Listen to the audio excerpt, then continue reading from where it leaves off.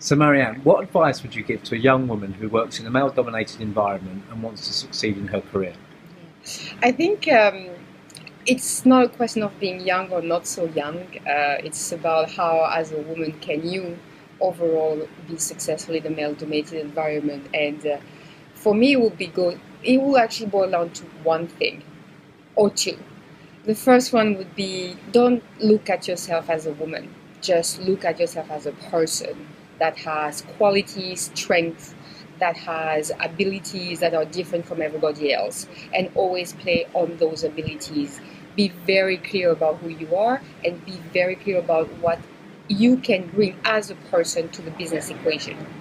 The second thing is about one thing that people tend to call, well, they tend to call that soft skill.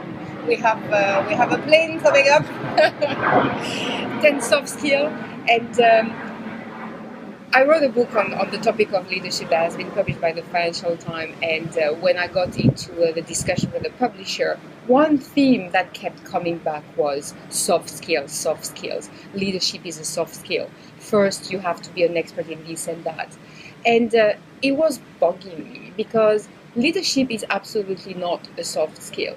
It's all about one thing. It's about connecting with people.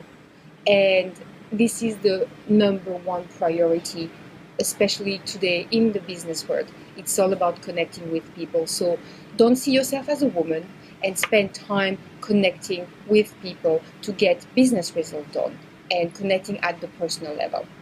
So a lot of time, maybe more so 4 or 5 years ago than now, but a lot of time I've worked with women's networks, there's been a perception that networking, and you talk about connecting with people, that whole idea of networking is a male-dominated thing and almost manipulative. How would you respond to that? And now we have the door. I think there's like in anything, there's a semantic. People associate networking with manipulation. I associate networking with curiosity. I'm curious about you. I want to know what you're about, what's your story, what drives you, which person you are, and that is more powerful. I mean, I was going to say for business, but more importantly, to the road to your own happiness. If you're curious, you're going to give to people, they're going to want to give to you back, and then value will be created, and that's the whole point of business. You know, we're getting into a world where communication is part of everything we do.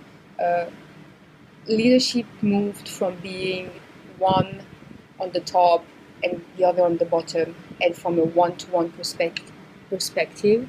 Now with technology and the whole millennial thing, it's getting into more being many-to-many. And many-to-many requires one very important thing, authenticity, which is again about people and connecting with people. Fantastic. Thanks, Marianne. Thank you.